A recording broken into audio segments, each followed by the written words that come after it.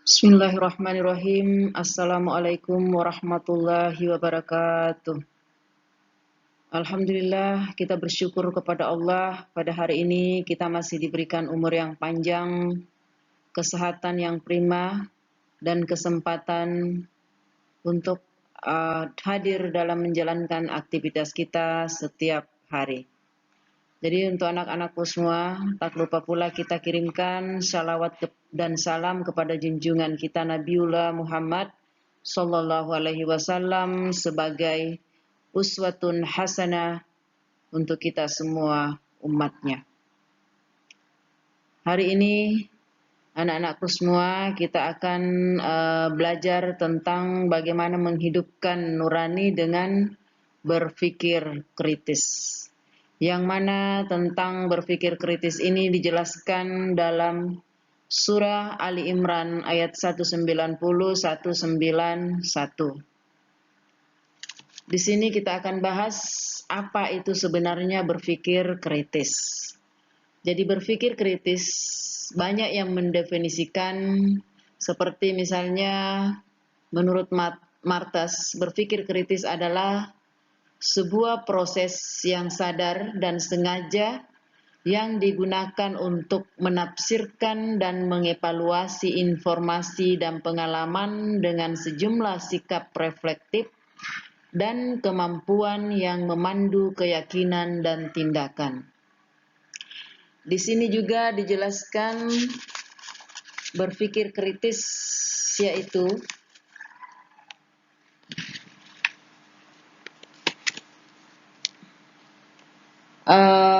menurut Mustaji, ia memberikan definisi bahwa berpikir kritis adalah berpikir secara beralasan dan reflektif dengan menekankan pembuatan keputusan tentang apa yang harus dipercayai atau yang harus dilakukan. Jadi berpikir kritis dalam beberapa ayat tersebut adalah bagaimana memikirkan dan melakukan tadabbur semua ciptaan Allah Subhanahu wa Ta'ala.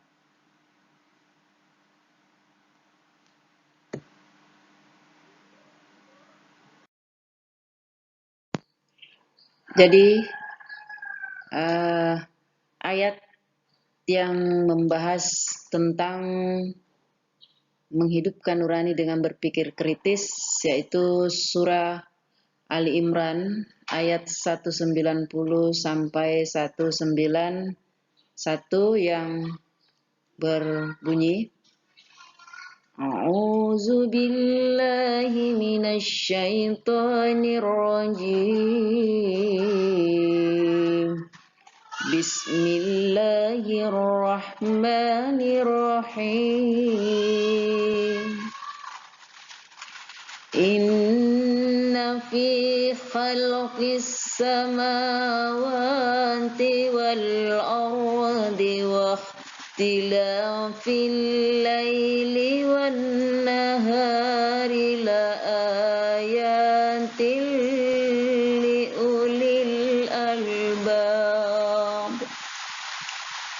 alladzina yazkuruna Allah qiyaman wa qu'udan wa 'ala junubihim wa yatafakkaruna fi khalqis samawati wal ardh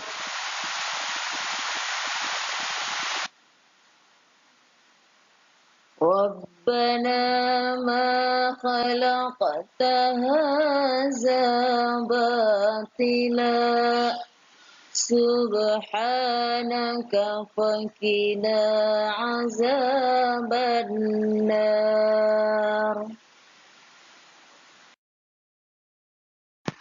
Terjemahan ayat: sesungguhnya dalam penciptaan langit dan bumi dan pergantian malam dan siang terdapat tanda-tanda kebesaran Allah Subhanahu wa Ta'ala bagi orang-orang yang berakal, yaitu orang-orang yang senantiasa mengingat Allah Subhanahu wa Ta'ala.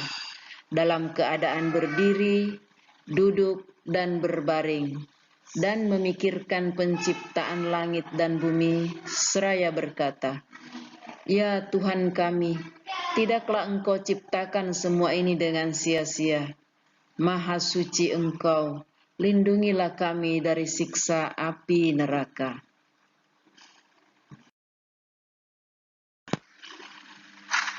Dalam Quran Surah Al-Imran 191 ada beberapa hukum tajwid yang terdapat di dalamnya, antara lain yang kita akan bahas yaitu tentang khalqis samawat. Hukum yang terdapat dalam bacaan ini adalah hukum alif lam syamsiyah. Alasannya karena alif lam diikuti huruf sin. Dan untuk menjelaskan atau untuk mengetahui bahwa hukum tajwid ini ada alif lam syamsiyah adalah dilihat dari alif lam yang mana alif lamnya tidak bersukun. Terus yang kedua ada lafaz wal ardi. Ini terdapat hukum bacaan alif lam qamariyah. Alasannya karena alif lam diikuti dengan huruf amsa. Dan ada alif lam yang terdapat dalam lafaz wal ardi.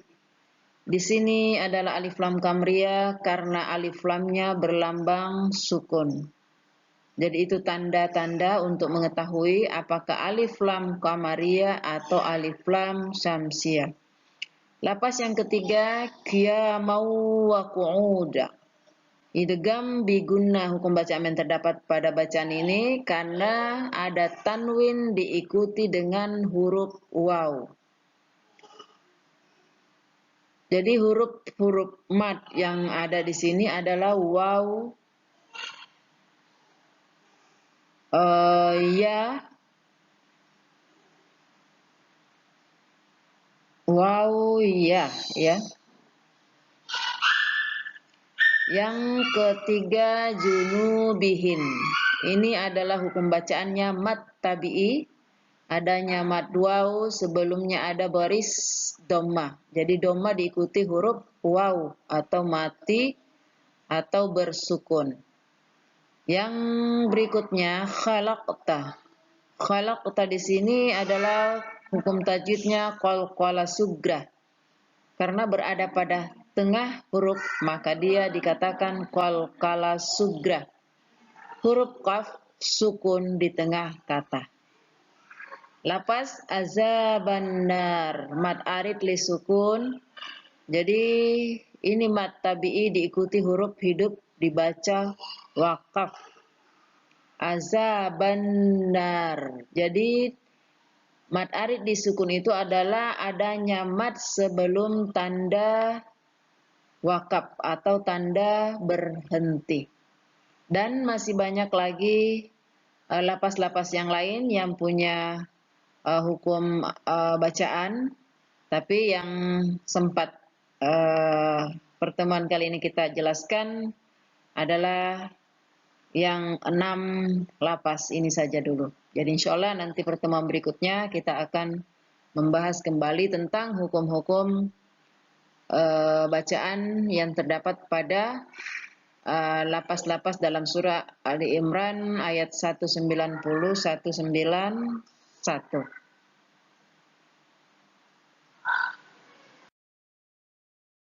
Sekarang kita masuk ke asbabun nuzul atau sebab turunnya ayat ini, yaitu yang dimaksud adalah surah Ali Imran ayat 190 sampai 191. Di sini At-Tabari dan Ibnu Abi Hatim meriwayatkan dari Ibnu Abbas radhiyallahu an bahwa orang-orang Quraisy mendatangi kaum Yahudi dan bertanya, "Bukti-bukti kebenaran apakah yang dibawa Musa kepadamu?" Dijawab, "Tongkatnya dan tangannya yang putih bersinar bagi yang memandangnya." Kemudian mereka mendatangi kaum Nasrani dan menanyakan, bagaimana halnya dengan Isa? Dijawab, Isa menyembuhkan mata yang buta sejak lahir dan penyakit sopak serta menghidupkan orang yang sudah mati. Selanjutnya mereka mendatangi Rasulullah SAW dan berkata, mintalah dari Tuhanmu agar bukit Safa itu jadi emas untuk kami. Maka Nabi berdoa dan turunlah ayat ini. Quran Surah Ali Imran 190 sampai 191. Mengajak mereka memikirkan langit dan bumi tentang kejadiannya. Hal-hal yang menakjubkan di dalamnya seperti bintang-bintang, bulan dan matahari serta peredarannya, laut, gunung-gunung, pohon-pohon, buah-buahan, binatang-binatang, dan sebagainya. Itulah sebab turunnya ayat ini.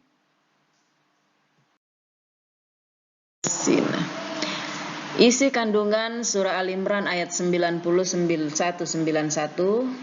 yaitu surah Al-Imran ayat 190 ini menegaskan bahwa penciptaan langit dan bumi serta pergantian malam dan siang merupakan tanda kekuasaan Allah. Yang kedua, tanda kekuasaan Allah di alam semesta ini termasuk dalam penciptaan langit dan bumi, serta pergantian malam dan siang hanya diketahui oleh ulul albab. Yang ketiga, surah Ali Imran ayat 191 menjelaskan dua ciri ulul albab, yakni berzikir dan berfikir. Ulul albab selalu ingat kepada Allah dalam segala kondisi, dan ulul albab juga mempergunakan akalnya untuk bertafakur, memikirkan penciptaan alam semesta. Yang keempat, tafakur atau berfikir yang benar akan mengantarkan pada kesimpulan bahwa Allah menciptakan alam semesta dan segala sesuatu di dalamnya tidak ada yang sia-sia. Semuanya benar, semuanya bermanfaat. Dan yang terakhir, tafakur atau berfikir yang benar juga melahirkan kedekatan kepada Allah, mengakui kelemahan makhluk dan mengakui kekuasaan Allah, serta memperbanyak doa kepadanya. Itulah beberapa isi kandungan surah Al-Imran ayat 190, 191.